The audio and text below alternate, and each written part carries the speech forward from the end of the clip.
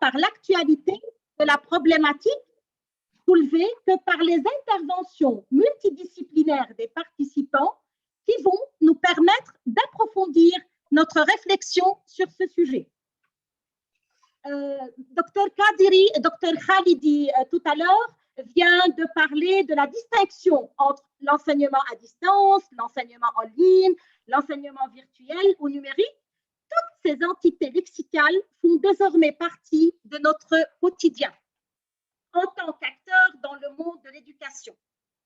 Donc, l'enseignement-apprentissage en tant que processus est imposé tout d'abord par une force majeure, la pandémie du coronavirus, comme l'ont dit tout à l'heure tous les intervenants précédents, puis s'est élargi pour devenir la seule forme de maintien de nos relations académiques durant le confinement. Le télétravail est en effet devenu une constante pour diverses raisons. Au Liban, à cause de la pénurie d'essence et la crise économique qui entrave les déplacements pour assurer un enseignement en présentiel. Actuellement, vous entendez les nouvelles et les prix onéreux et tout le problème de la pénurie d'essence. Dans d'autres pays, peut-être en raison de nombreux phénomènes sociaux, politiques ou autres, ce qui exige l'utilisation de la toile, avec T majuscule, en vue de maintenir l'activité professionnelle et en particulier éducative. Tout compte fait, nous, enseignants et enseignés, nous nous sommes adaptés, nous nous sommes impliqués, engagés pour assurer nos programmes, continuer nos activités afin de sauver l'année scolaire pour les écoles et universitaires, et cela par le truchement de ce nouveau mode d'enseignement et par l'utilisation des plateformes numériques, Teams, Zoom ou autres. Et comme le dit Albert Camus dans La Chute, je répète toujours cette citation, dans certains cas, continuer et seulement continuer, voilà ce qui est surhumain. Avec cet enseignement via l'écran froid, tout à l'heure, un certain professeur a dit que c'est un enseignement direct. Pour moi, c'est un enseignement via un écran froid. Donc, avec cet enseignement via l'écran froid, une nouvelle problématique pédagogique est apparue. Est-ce vraiment un enseignement efficace pour les écoles, pour les universités ou les établissements d'enseignement supérieur? Ce nouveau mode d'enseignement constitue-t-il vraiment un substitut efficient à l'enseignant en présentiel? Les cours à distance ont-ils sapé la qualité de l'enseignement? Les étudiants ou apprenants sont-ils devenus des récepteurs passifs des contenus éducatifs transmis numériquement? Ou bien, comme l'estiment de nombreux professionnels du supérieur, cette utilisation de nouveaux outils pédagogiques numériques est bénéfique car stimulante pour un travail personnel, pour un travail en groupe, pour l'utilisation de maints moyens, maints outils attrayants. Ce qui est le plus inquiétant pour nous, c'est le discours de certains chercheurs actuellement, et je cite, nous ne pouvons plus revenir à l'enseignement traditionnel. Le mieux que nous puissions espérer est un enseignement hybride. Voilà, ça c'est très inquiétant pour nous, et ça c'est le philosophe italien qui a dit ça. Pour répondre à toutes ces interrogations, notre cher collègue, professeur Claudia Shehadeh, va nous présenter un témoignage de cette nouvelle expérience à l'université libanaise en nous présentant les résultats de son enquête, de son étude qualitative et quantitative à travers des questionnaires, à travers des entretiens avec les professeurs, avec les étudiants à l'UL. Elle va vraiment nous présenter la réussite ou bien les problèmes qui ont fait face à ce processus d'enseignement-apprentissage en ligne. Professeur Claudia Shehadeh est professeure de linguistique à la faculté des lettres et des sciences humaines au département de langue et de littérature à Sanaa, à l'université libanaise. Madame Shehadeh est membre du comité d'études des avant-projets à l'école doctorale des lettres et des sciences humaines. Elle a participé à plusieurs colloques en France et au Liban. Elle est l'auteur de plusieurs articles sur la linguistique, sur la pédagogie innovante et elle est l'auteure de 2 ouvrages. Le premier est intitulé « Parlez-vous français au CEFRAN? Initiation au langage des jeunes français », publié en 2019 aux éditions Stéphane. Et le deuxième ouvrage est intitulé « Il y a anguille sous roche, le mystère des expressions idiomatiques françaises », aussi aux éditions Stéphane, publié en 2007. L'intervention de Madame la professeure Claudia Schade est intitulée « Enseignement, apprentissage en ligne à l'Université libanaise entre force et faiblesse ». Docteur Schade, à vous la parole. Bonsoir à toutes et à tous. Je vous remercie, cher docteur Maouloud, pour votre présentation très agréable. Avant de commencer, permettez-moi de féliciter les organisateurs et les organisatrices qui sont la cheville ouvrière de ce congrès international. Aujourd'hui, je me réjouis d'être parmi vous et le fait de participer à ce congrès me rend vraiment très, très ravie. Je voudrais partager mon écran, s'il vous plaît.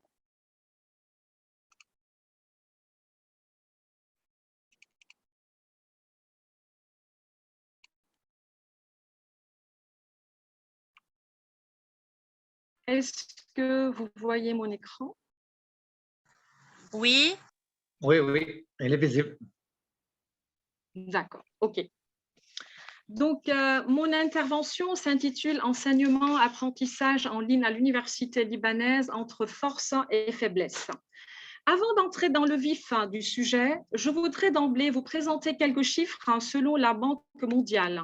En 2020-2021, 94%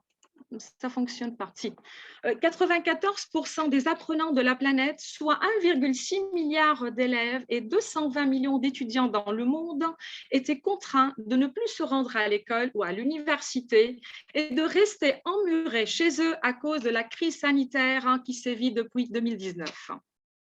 Tout le monde sait que la pandémie de la COVID-19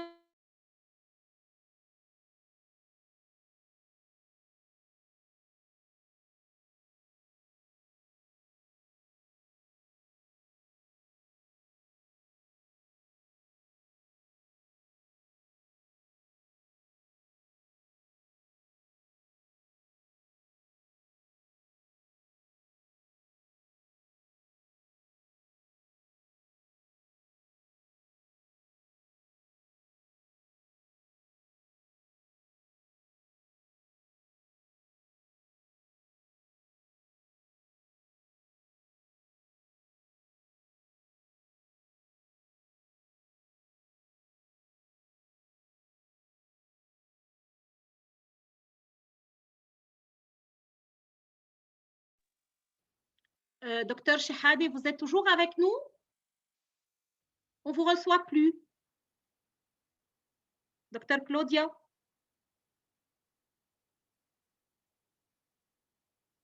Je crois qu'elle a eu des problèmes techniques.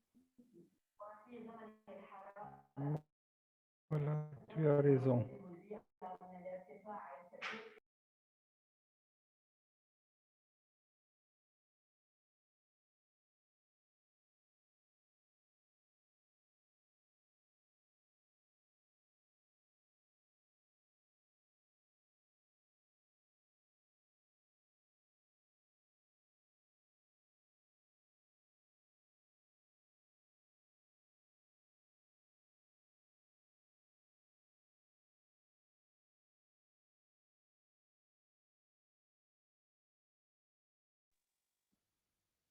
Un des inconvénients des colloques en ligne.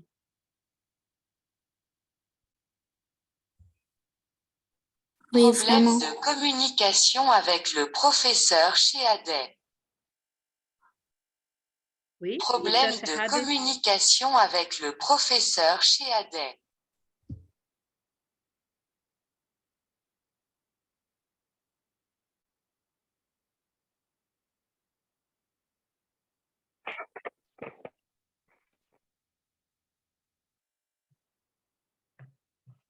Donc, entre-temps, je profite pour parler du sujet soulevé tout à l'heure dans la dernière table ronde de l'uniformisation de la terminologie entre enseignement en ligne, à distance, numérique, virtuel. Ah, voilà, docteur Claudia est de retour. Je suis vraiment désolée pour ce problème technique. Je n'ai pas compris pourquoi. Mais bon, je vais essayer de reprendre très rapidement. OK. En tant que professeur à l'université libanaise, nous avons adopté la plateforme MS Teams et avouons qu'au début, nous avons boité un peu, mais avec le temps, nous avons pris le pli et pu arriver à bon port en assumant notre mission de professeur malgré les obstacles auxquels nous avons fait face. L'objectif de cette étude vise à montrer que l'enseignement à distance a été la bouée de sauvetage à plusieurs milliers de personnes dans le monde. Toutefois, la face cachée et l'ambiguïté de sa pratique ne peuvent pas passer inaperçues.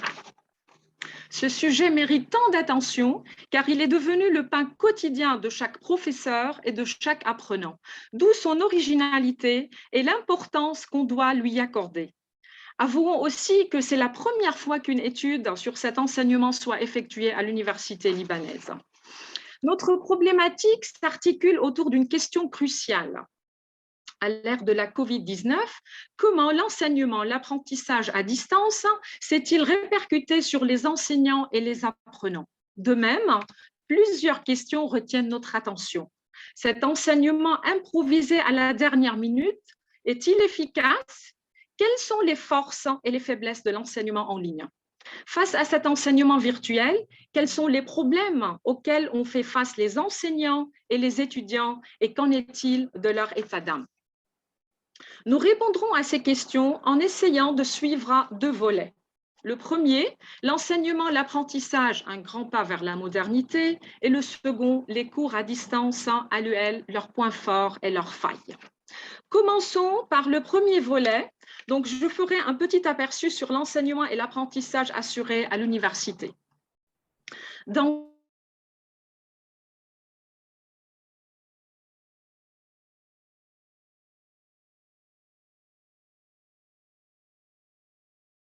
À l'apprentissage, il est assimilé à, je cite, une rétention mnémonique de ses savoirs, de telle sorte qu'à n'importe quel moment de la vie universitaire, l'étudiant est capable de procéder à leur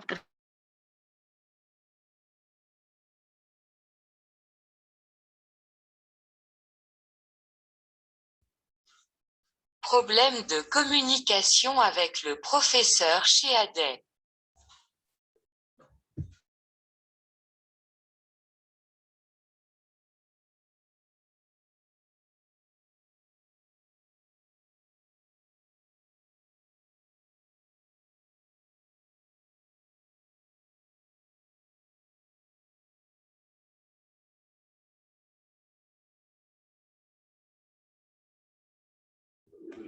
Problème de communication avec le professeur chez Adet.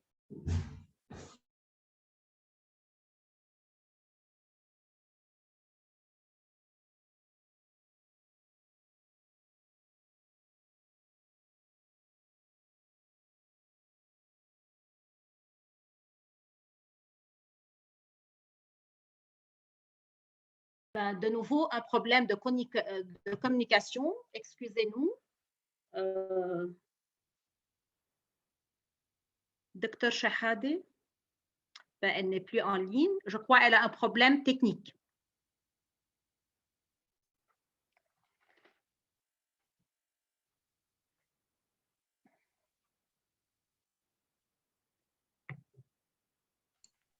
Est-ce que vous m'entendez? Oui, oui. Oui, je suis vraiment désolée, mais malheureusement, je suis là depuis 4 heures de l'après-midi et je n'ai pas eu de problème technique, alors que là, c'est mon tour. Et finalement, j'ai des problèmes. Je ne sais pas comment je peux continuer dans ces conditions-là. Mais bon, je vais tenter, je vais essayer. Docteur Claudia, je crois si tu fermes la caméra, je crois ça peut te donner. Je ne sais pas, c'est une proposition. Oui, je vais essayer de le faire pour voir. Par contre, est-ce que je continue le partage d'écran? Peut-être que c'est le partage d'écran qui cause problème. Oui, c'est comme vous voulez. OK. Donc, normalement, l'enseignement universitaire se passe en présentiel et se base sur 3 piliers importants. Donc, le professeur, les étudiants et l'amphi ou la salle de classe. Cette triade inséparable et importante pour l'acte d'enseignement-apprentissage doit être basée sur la compétence du professeur, la communication et les rapports humains avec les étudiants. L'enseignement est un métier impossible, disait Freud, car l'enseignant est considéré comme un individu qui doit être capable de gérer, comme le fait remarquer Carl Roger, je cite, aussi bien le contenu intellectuel que les attitudes émotionnelles. Fin de citation. Être enthousiaste, flexible, ouvert d'esprit et avoir le désir d'aider ses étudiants sont des qualités très importantes sans lesquelles le professeur ne peut pas être considéré comme enseignant compétent. Sur le plan éducatif, il doit planifier les objectifs et élaborer les activités d'apprentissage, les évaluations et les examens. Il doit gérer les discussions en classe, conseiller et guider les étudiants à travers leur apprentissage. Toutefois, cette méthode d'enseignement-apprentissage, qui est jugée par certains comme très limitée dans le temps et dans le lieu, nuit-elle à l'opération éducative ? Il faut savoir que depuis 2 décennies, c'est-à-dire bien avant la pandémie, nous avons assisté à la révolution numérique et à la virtualisation de l'enseignement à distance grâce au développement des technologies de l'information et de la communication pour l'éducation. À cet effet, le rapport du comité École et Société CES, réalisé au Québec, nous affirme que, bien avant 2019, le milieu de l'éducation a subi une forte pression pour opter pour le développement massif de l'enseignement à distance. Cette nouvelle nécessité pédagogique était irréalisable dans l'immédiat, car elle n'était pas assez étudiée par les établissements scolaires et universitaires et n'était pas adaptée à tous les besoins des apprenants. Toutefois, d'un coup de baguette magique, la pandémie du coronavirus et le confinement ont amené ces établissements de la planète entière de passer d'un apprentissage en présentiel à un autre à distance ou en ligne.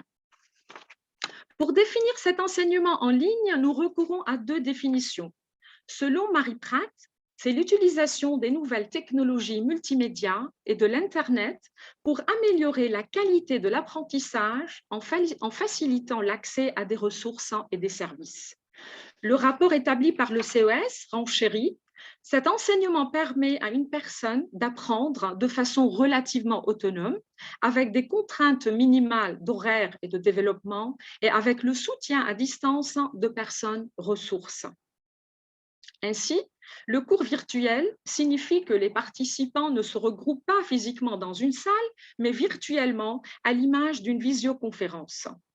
Dans ces classes, les enseignants et les étudiants peuvent interagir ensemble en utilisant l'audio, la vidéo, la messagerie et le partage d'écran. Il peut se présenter en fait sous différentes formes. On a le synchrone, c'est-à-dire les cours se passent en direct. L'asynchrone, c'est-à-dire les cours sont visionnés au moment précis, au moment désiré. Et l'hybride, les cours intègrent à la fois du présentiel et du distanciel. Il paraît que les classes virtuelles deviennent de plus en plus des environnements d'apprentissage idéaux pour un nombre important d'étudiants. Ceci est confirmé d'après les chiffres de la Statista qui montrent que 92% des étudiants dans le monde sont intéressés par l'apprentissage en ligne et par un accompagnement personnalisé sur l'utilisation d'appareils numériques pendant les cours. Signalons que de nos jours, les universités misent beaucoup sur l'approche de l'étudiant client, car elles leur offrent, selon les mots de Stephen Ward, des cursus à la carte. Elle insiste sur la possibilité de suivre ses cours en tout lieu, en tout temps et à son rythme. C'est ce qu'on appelle l'éducation en 3A, anything, anytime, anywhere.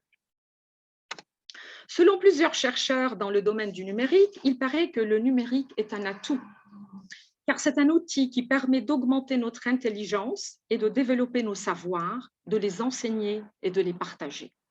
Le philosophe Michel Serres s'inscrit dans la même lignée et parle d'une certaine révolution numérique. Dans son essai Petite Poussette, il évoque son héroïne Poussette et le pouvoir de sa main, car elle appartient à la génération de ceux ou celles tenant en main le monde, grâce à la magie du numérique. Maintenant, nous examinons cet enseignement à distance à l'université libanaise, les points forts et les problèmes. Rappelons que suite à la crise sanitaire, l'université libanaise a dispensé les cours à 100% en ligne. Tous les professeurs et les étudiants de l'UL ont accompagné le développement technologique via la plateforme Microsoft Teams. Toutefois, étaient-ils prêts d'adopter la nouvelle méthode d'enseignement? Pour répondre à cette question, nous avons mené une enquête personnelle à l'université libanaise, la seule université étatique au Liban, ayant 5 sections disséminées sur tout le territoire libanais. Et ce, pour nous assurer des points forts ainsi que des failles qui ont pu être constatées lors de l'opération d'enseignement-apprentissage en ligne. Donc, comment nous avons procédé? Dans cette étude, nous avons fait appel, d'une part, à l'approche quantitative pour avoir des chiffres fiables. Et pour ce fait, nous avons distribué un questionnaire via le logiciel Google Forms et nous l'avons diffusé sur le net. Le questionnaire s'adresse aux professeurs et aux étudiants de l'université dans toutes ses sections. Les personnes qui ont répondu à ce questionnaire étaient au nombre de 190. Bien que ce chiffre ne soit pas exhaustif, nous nous y sommes limités pour constituer notre échantillon. À noter que 25,8% sont des professeurs et 64,2% sont des étudiants. D'autre part, nous nous sommes focalisés sur l'approche qualitative qui a pour but d'avoir les points de vue des participants. Nous avons interviewé 4 professeurs et 4 étudiants qui font partie de la faculté des lettres à l'université libanaise où nous enseignons. D'après notre questionnaire, nous avons remarqué que 62,1% notent que l'expérience de l'enseignement en ligne était bonne. Seulement 6,8% signalent qu'elle était mauvaise. Toutefois, le pourcentage reste assez élevé chez les personnes qui apprécient les cours en présentiel. Lors d'une entrevue avec le doyen de la faculté des lettres, M. Ahmad Rabah, nous avons appris que plusieurs professeurs et surtout les plus âgés n'ont pas voulu au début adopter les nouvelles technologies car ils n'ont pas l'habitude de les utiliser. Donc, comment la faculté a réagi? Elle a envoyé une équipe technique spécialisée chez eux, c'est-à-dire à la maison, afin de les épauler et les soutenir pour surmonter les difficultés rencontrées. On apprend aussi, d'après lui, que l'expérience était réussie à 75%. Les étudiants qui n'ont pas réussi à avoir accès à Internet ont été invités à venir à l'université pendant 2 semaines pour leur expliquer les cours. Et là, je précise que les examens finaux à l'université libanaise ont eu lieu en présentiel. 2 semaines ont été nécessaires pour toutes les facultés afin de préparer l'ambiance de l'enseignement à distance. Quels étaient alors les préparatifs pour cet enseignement? L'université a unifié les syllabus dans les 5 sections. Elle a diminué l'horaire des cours en ligne pour qu'ils répondent au but visé. Un guide concernant l'utilisation de MS Teams a été élaboré pour les étudiants et un autre pour les professeurs. Et enfin, un bureau central qui veille sur le bon déroulement de l'opération éducative a été formé. Mentionnons que le passage d'une connexion quasi inexistante à 100% connectée à l'UL est un événement historique, vu que l'université souffre d'une diminution de son budget annuel. Concernant nos cours, maintenant, nous avons assuré depuis 2019 10 cours à plusieurs groupes d'étudiants. Chaque groupe est formé approximativement de 10 à 15 étudiants. Les cours ont été suivis de manière synchrone pour les étudiants inscrits normalement à l'université.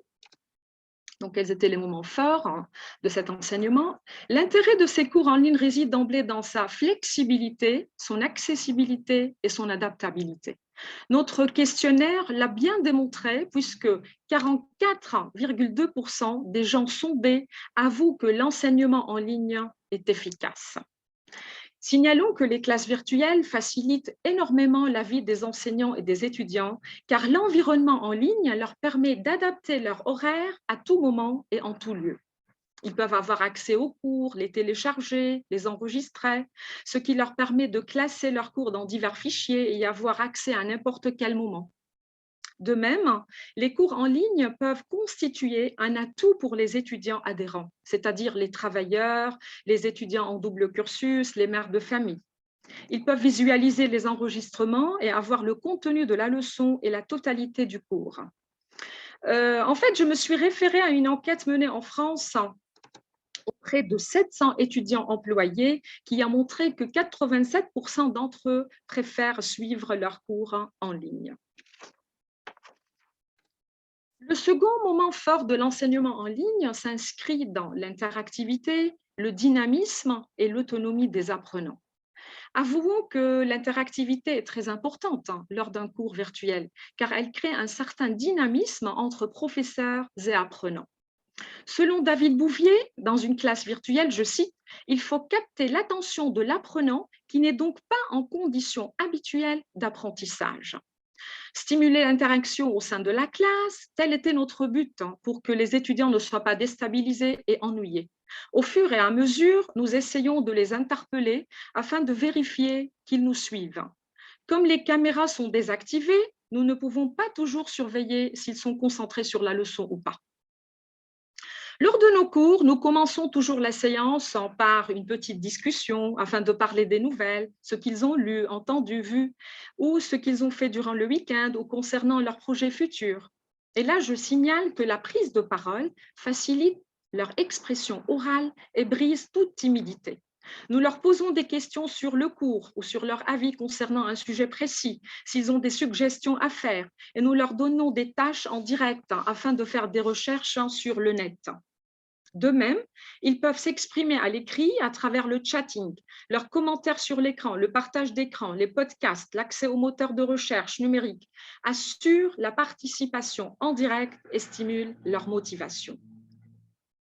Dans ce cadre, nous mentionnons que découvrir est la clé de voûte de ce domaine virtuel animé en images et en son.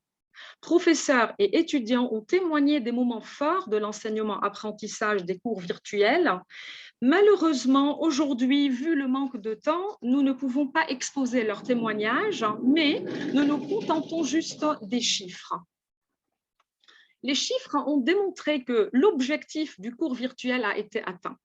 41,6% ont confirmé la réussite de l'objectif voulu. 48,9% ont avoué, plus ou moins, et seulement 9,5% ont nié ce fait. Maintenant, un petit mot sur les évaluations des cours en ligne.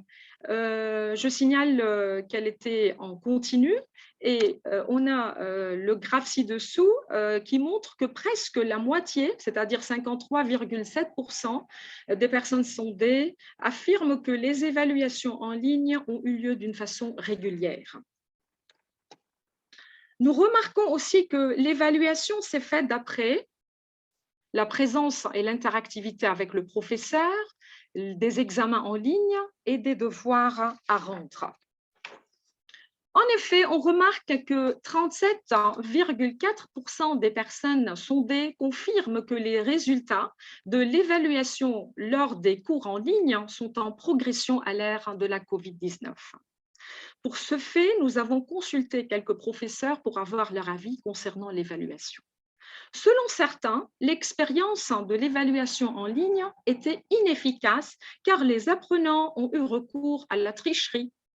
De notre côté, nous avons misé davantage sur l'évaluation des devoirs continus remis par courriel, qui est à notre sens un moyen efficace pour l'analyse linguistique des textes en français, car je signale que j'enseigne la linguistique. Tout compte fait, nous avons remarqué que les étudiants ont déployé un effort extraordinaire. Ils étaient tous impliqués et autonomes lors de la remise du travail. D'ailleurs, le rendement des étudiants était satisfaisant. 39,5% des personnes interrogées affirment qu'il n'y a pas eu de changement par rapport aux années précédentes, ce qui confirme que l'enseignement à distance reste un moyen très efficace. Toutefois, il faut en tenir compte du revers de la médaille. Plusieurs faiblesses et problèmes rencontrés lors de l'enseignement virtuel fragilisent cette nouvelle méthode. Parmi ces faiblesses, je cite la première, il s'agit de l'absence du contact humain. Les pourcentages montrent que les cours en ligne sont ennuyants, à 55,5%.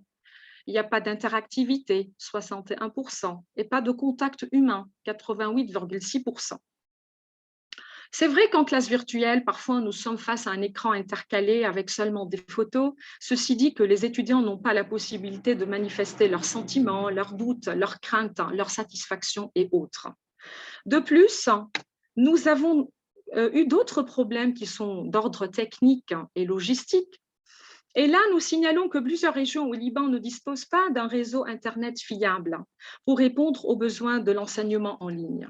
Vu la crise économique qui sévit au Liban, certaines familles n'ont plus les moyens de s'abonner à Internet, malheureusement, pour assurer à leurs enfants le besoin de suivre les cours via le net. Et là, nous savons que ce système creuse le fossé entre les familles et accentue les disparités socio-économiques et culturelles entre les Libanais. Certains étudiants sont victimes de ce qu'on appelle la fracture numérique selon le journal Libération. Ces étudiants sont donc condamnés à la mort universitaire.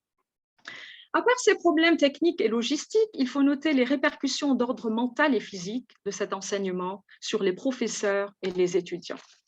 Les problèmes psychologiques sont devenus monnaie courante chez les universitaires qui assurent et poursuivent des cours en ligne. Anxiété, isolement, dépression sont les problèmes qui touchent les enseignants et les apprenants. Sans parler du sentiment de frustration et de désengagement dans les études ressenti chez la jeune génération qui s'est trouvée obligée de s'adapter au numérique. Dans ce graphe, professeurs et étudiants de l'université libanaise ont fait part de leur souffrance mentale et psychologique lors du questionnaire. On note que 63 personnes ont senti la dépression, 58 ont évoqué le sentiment de frustration et de délaissement et 72 personnes ont témoigné de leur désengagement dans les études. Sur le plan physique, professeurs et étudiants souffrent de problèmes de santé, mal à la tête, aux yeux, au dos et aux pieds à cause des longues heures passées devant l'écran, la lumière bleue, l'inactivité, les mauvaises postures. Là aussi, vous avez les chiffres qui s'affichent devant vous. Donc, il y a eu 101 personnes qui ont soulevé le problème des yeux, 82 personnes qui ont insisté sur le mal au dos, 97 personnes ont mentionné les maux de tête et 27 personnes ont témoigné de douleurs aux pieds. Je fais d'ailleurs partie de ces personnes-là. Finalement, nous arrivons à la conclusion. Pour conclure, nous pouvons déduire que l'enseignement, l'apprentissage étaient efficaces à l'université libanaise. Les faiblesses et les problèmes rencontrés lors des cours en ligne n'ont pas vraiment déstabilisé les professeurs qui envisageaient assumer coûte que coûte leur mission et les étudiants qui voulaient à tout prix finir leur année universitaire et réussir. Il reste que 63,7% des personnes souhaitent quand même reprendre les cours en présentiel. En somme, malgré les défis majeurs de la crise sanitaire, je cite, « Elle est une occasion de transformer et de réimaginer les systèmes éducatifs et de commencer à concrétiser une nouvelle vision pour l'avenir des apprentissages pour que chaque apprenant étudie avec plaisir, rigueur et détermination en classe et hors des murs. C'est une véritable chance de redessiner les contours de l'université du futur, un futur qui est déjà devenu une réalité aujourd'hui. Et je vous remercie vivement de votre attention. Merci, Madame la Présidente. Merci, Dr Claudia Chihabi, pour cette intervention très riche, très intéressante, avec des chiffres très précis. Nous vous remercions vraiment pour cet aperçu. Et si vraiment certains trouvent l'enseignement en ligne un atout et font des louanges, d'autres déplorent les effets délétères de ces cours à distance voués à se pérenniser sur les étudiants. À mon avis, aucune plateforme numérique ne peut changer la vie d'un étudiant. Seul un bon professeur peut le faire. Merci encore une fois. Maintenant, je passe à la deuxième intervenante, notre intervenante Iman El Khalil, algérienne. Elle est professeure à l'université Ibn Khaldoun. Madame la professeure Iman, vous êtes avec nous? Docteur Iman, je ne sais pas si elle est toujours avec nous. Oui, je suis là, madame. D'accord. Alors, L'intelligence artificielle est au cœur. L'intelligence artificielle qui révolutionne le monde d'aujourd'hui et qui bouleverse déjà nos vies est au cœur des ressources actuelles et du futur. Oui. Vous me recevez? Oui, je te reçois. Définir l'intelligence artificielle n'est pas forcément aussi évident qu'elle a eu l'air. Les grands spécialistes de l'époque sont loin d'y répondre d'un seul mot. Notre chercheuse, Iman Khalil, titulaire d'un doctorat en contrats civils et commerciaux, professeure à l'université algérienne, membre d'un laboratoire scientifique, elle est avocate certifiée dans les tribunaux et les conseils, va nous parler du concept de l'intelligence artificielle dans le monde de l'éducation et des écoles numériques et de l'évolution du rôle du professeur à la lumière de l'intelligence artificielle. Docteur Iman Khalil, la parole est à vous. Merci. Assalamu alaikum wa rahmatullahi ta'ala wa barakatuh. Merci à tous les organisateurs de cette conférence scientifique et je remercie tous les représentants de l'université qui participent et mes remerciements particuliers au docteur Jamal Iskandar et à la présidente de la session scientifique, Madame Rim Mawloud. Ma présentation d'aujourd'hui parlera de l'utilisation de l'intelligence artificielle dans le développement de l'enseignement supérieur. Alors, l'intelligence artificielle est considérée comme une aide pour accélérer le processus d'atteinte des objectifs mondiaux de l'éducation en réduisant les obstacles à l'apprentissage. En automatisant les procédures administratives et en fournissant les meilleurs moyens d'améliorer les résultats d'apprentissage. Nous vivons maintenant dans un environnement caractérisé par un développement et un changement rapide dans les domaines de logiciels et les ordinateurs électroniques. L'une des manifestations les plus importantes de développement est ce que nous voyons dans le domaine de l'intelligence artificielle et cela ne se limite plus au développement uniquement dans le domaine de la technologie, mais dans de nombreux domaines différents, les économies et les sociales, etc. Lors de la conférence internationale sur l'intelligence artificielle et l'éducation tenue à Pékin du 16 au 18 mai 2019, le représentant des États membres des organisations internationales, les institutions universitaires, de la société civile et du secteur privé se sont mis d'accord dans le consensus de Pékin sur l'intelligence artificielle et éducation. Il s'agit du premier document qui fournit des orientations et des recommandations sur la manière dont les États membres peuvent répondre au mieux aux opportunités et aux défis posés par l'intelligence artificielle pour accélérer le progrès vers la réalisation du quatrième objectif, des objectifs de développement durable. L'UNESCO s'engage à aider les États membres à exploiter le potentiel de technologie de l'intelligence artificielle pour réaliser l'agenda éducation 2030.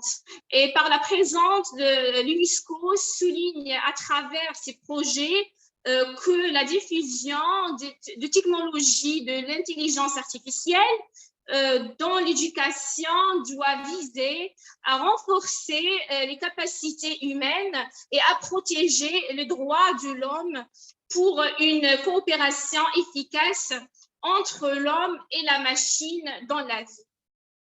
L'apprentissage et le travail pour le développement durable en coopération avec des partenaires et des organisations internationales et sur la base des valeurs fondamentales pour lesquelles l'UNESCO a été fondée.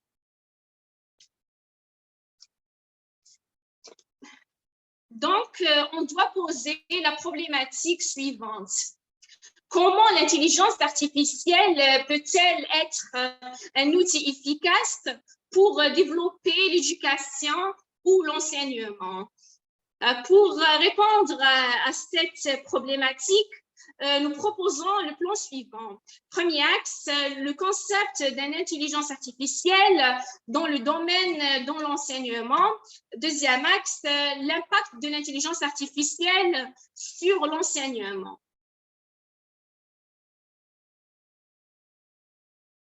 Tout d'abord, nous devons définir le terme intelligence artificielle. Certains pensent que l'intelligence artificielle est synonyme de toute forme d'intelligence.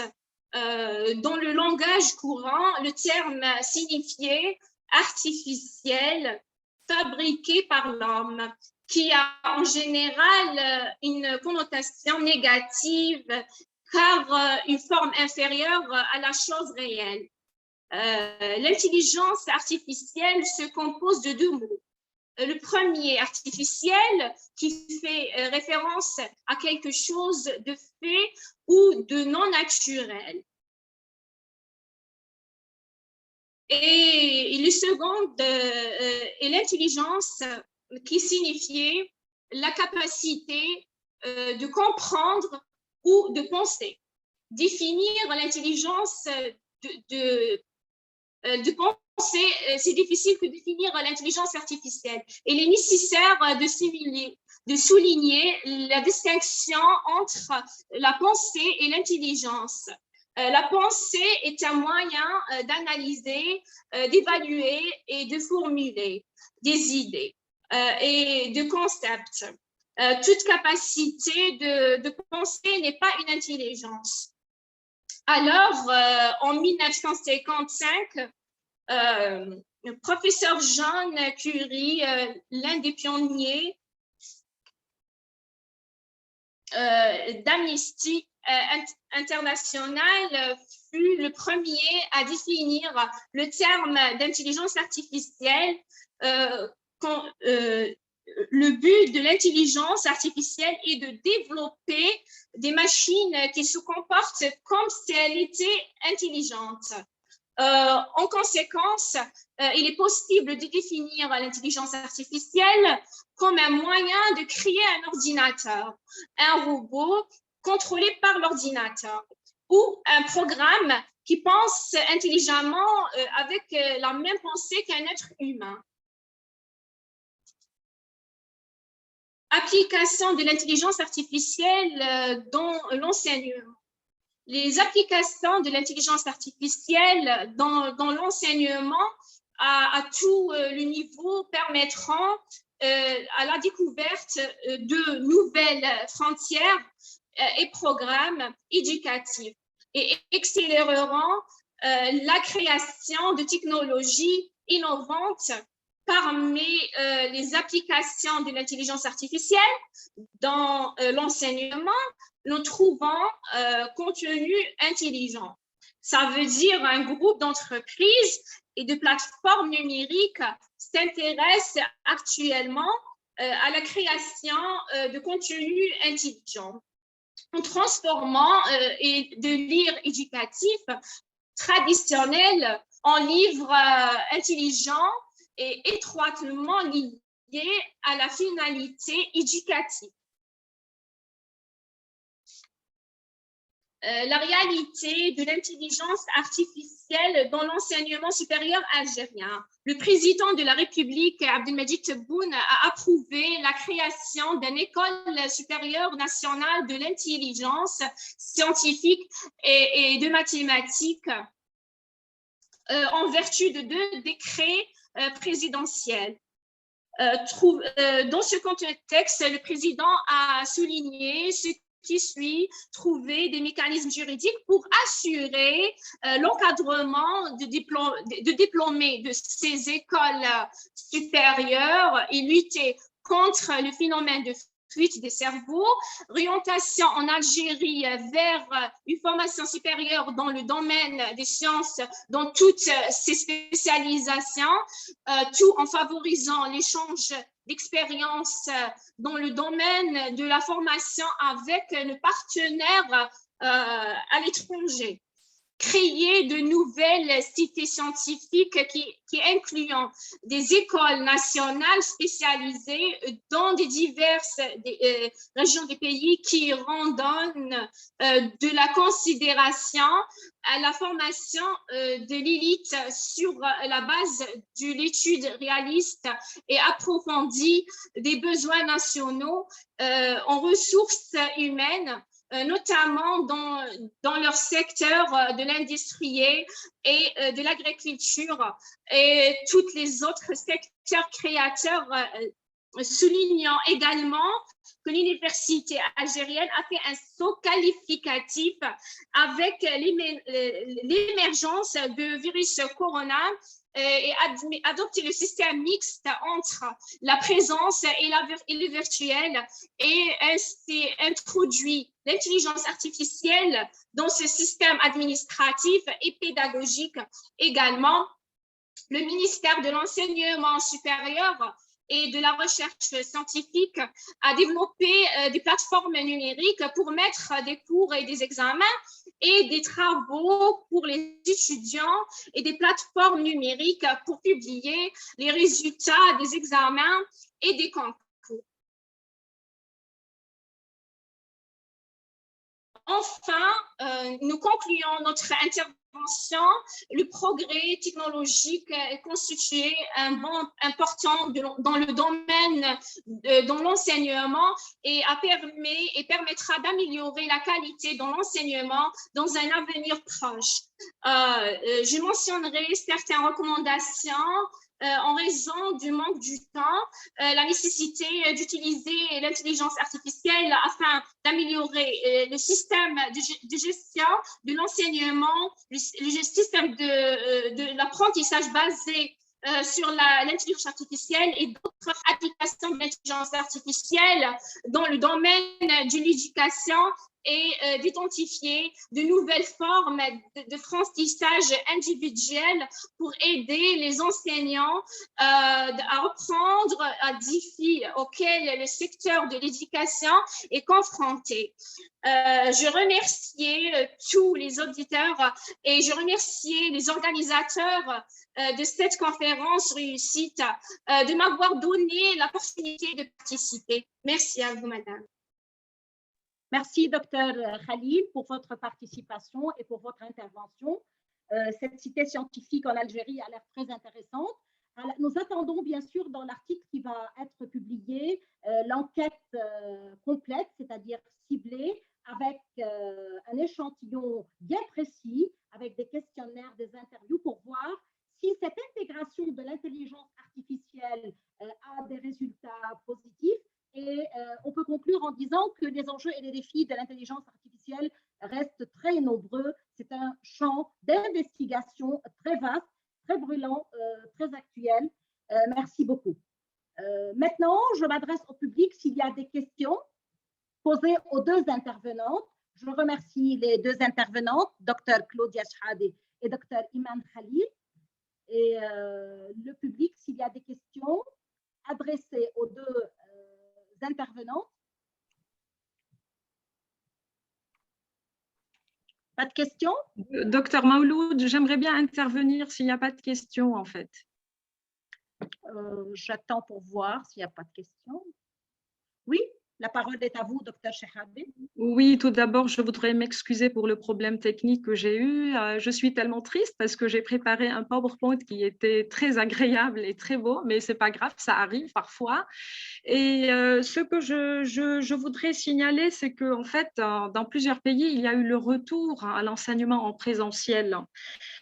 Donc, il faut que je dise à tout le monde que malgré ce retour à l'enseignement en présentiel, il ne faut pas écarter l'enseignement numérique, car il est inévitable. Donc, je pense qu'on doit l'accompagner et non pas l'évincer de l'opération éducative. Je pense aussi qu'il faut développer la complémentarité entre ce que l'enseignant peut apporter et le numérique. Et il ne faut pas oublier que les jeunes sont des digital natives, c'est-à-dire ils appartiennent à la génération du numérique.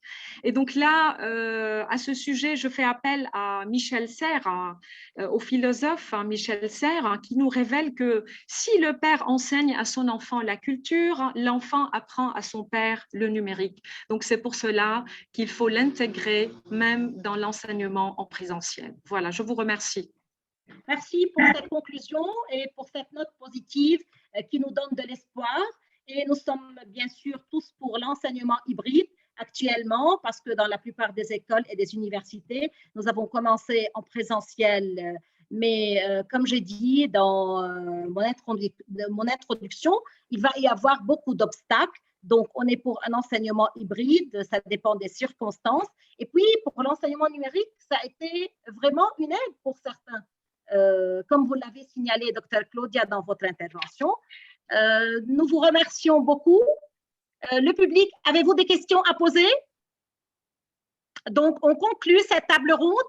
J'adresse mes vifs remerciements à Dr. Jamil Skandar, au Père Hanna. Vous êtes toujours avec nous, Père Hanna? Dr. Jamil Skandar. Je le remercie vivement pour la coordination de ce colloque. Merci beaucoup. Merci beaucoup. Bien. Docteur Mus'ab El-Jamal, ok, un grand remerciement. Bon. Je voudrais également remercier Dr. Jamil Skandar pour tous ses efforts. Le président, le recteur de l'université, Dr. Mus'ab El-Jamal, grand merci. شكرا جزيلا دكتور مصعب. الله يعطيك العافيه وانا شكرا جزيلا. نعم مش فرنسي ما نعرف ولا كلمه يعني انجليزي اوكي فرنسي. تحياتنا دكتور مصعب تحياتنا. نشكر القراءتين الذين شكرا جزيلا دكتوره يا مرحبا. شكرا لحضورك ولإشارتك الجلسه.